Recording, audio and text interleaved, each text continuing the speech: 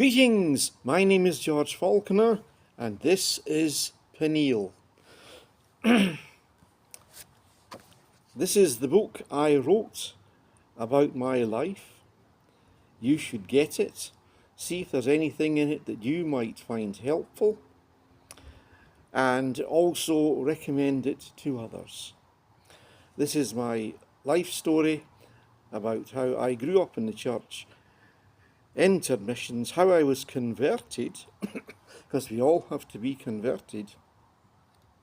If we think going to church makes us a Christian, we are kidding ourselves. We need to have a real conversion, a real relationship with God. So, if you want to know what a real relationship with God is, this book will help. I'm going to read the final chapter of, well, it's really 3rd John, but if you like, it's the 3rd and final chapter. 3rd John, the elder. To my dear friend Gaius, whom I love in the truth. Dear friend, I pray that you may enjoy good health, and that all may go well with you, even as your soul is getting along well. It gave me great joy to have some brothers come and tell about your faithfulness to the truth, and how you continue to walk in the truth. I have no greater joy than to hear that my children are walking in the truth. It seems to me that John is getting up in years to address other people as children. Dear friend, you are faithful in what you are doing for the brothers, even though they are strangers to you. They have told the church about your love. You will do well to send them on their way in a manner worthy of God. It was for the sake of the name that they went out, receiving no help from the pagans. We ought therefore to show hospitality to such men, so that we may work together for the truth. I wrote to the church, but Diotrephes, who loves to be first, will have nothing to do with us. So, if I come, I will call attention to what he is doing, gossiping maliciously about us. Not satisfied with that, he refuses to welcome the brothers. He also stops those who want to do so and puts them out of the church. Wow. Dear friend, do not imitate what is evil, but what is good. Anyone who does what is good is from God. Anyone who does what is evil has not seen God. Demetrius is well spoken of by everyone, and even by the truth itself. We also speak well of him, and you know that our testimony is true. I have much to write to you, but I do not want to do so with pen and ink. I hope to see you soon, and we will talk face to face. Peace to you. The friends here send their greetings. Greet the friends there by name. You know, in some respects, you would think that this letter had been written yesterday. The whole style of it is formed very much like a modern day letter. It starts with the greetings, the elder, to my dear friend Gaius. So this is written to a man called Gaius. And he says, dear friend, I pray that you may enjoy good health. Well, we say in our day, we hope you're well. It's a greeting. And it all may go well with you, even as your soul is getting along. And then he talks about the news that he's heard. It gave me great joy to have some brothers come and tell about your faithfulness to the truth. That is a mighty encouragement to John, because he has been witnessing to people, he's been seeing people being converted, and now he's hearing about how they're going on in the truth. He calls them his dear children. And it's a great encouragement to people when they see those that they have mentored, or those they have preached to, or those that have become Christians under their ministry, going on and on in truth. It's all very well to start out, but you need to keep going. You need to have the end in view, the time when you will face God as your judge when you die. So you need to keep going. And evidently, these people are keeping going, and that's what gives John great joy. And he's also saying of Gaius that he has gone on in faith, and he is faithful to the gospel. And people have gone out and received no help from pagans. So they've got nothing. So John exhorts them that they should receive hospitality. And hospitality is a key thing in the church.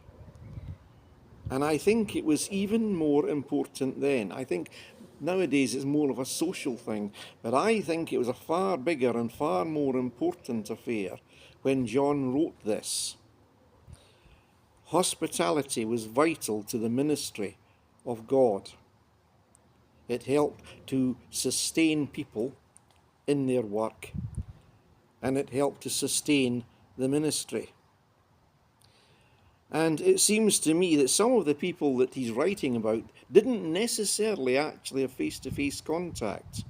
They didn't know each other, they just knew of each other.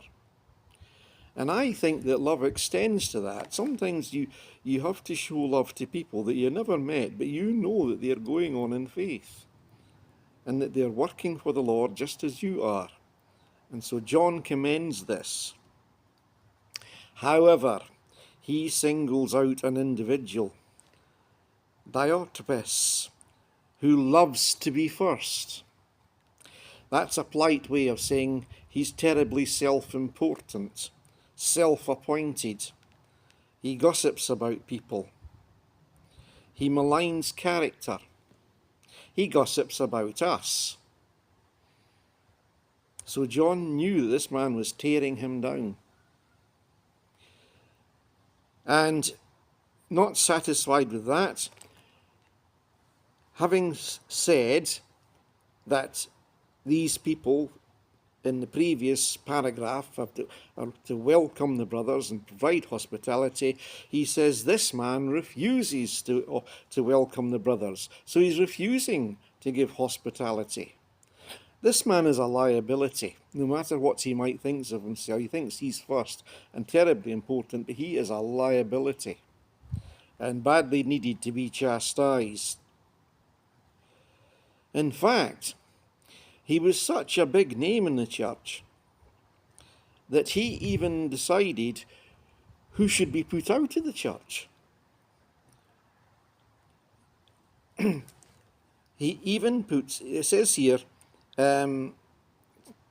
he also stops those who want to do so. In other words, those who want to become Christians, he stops them and puts them out of the church. He had no right to do that. If God is calling someone to salvation and bringing them to the church, it's got nothing to do with someone who's self-important. Unfortunately, that goes on in the present day church. And there are just some people who rise up and have power they shouldn't have. In fact, I think that there are people who are just ordinary Joe Blogs out in the world, but in the church they are somebody. And they have got all the power they shouldn't have. And they use it for their own glory.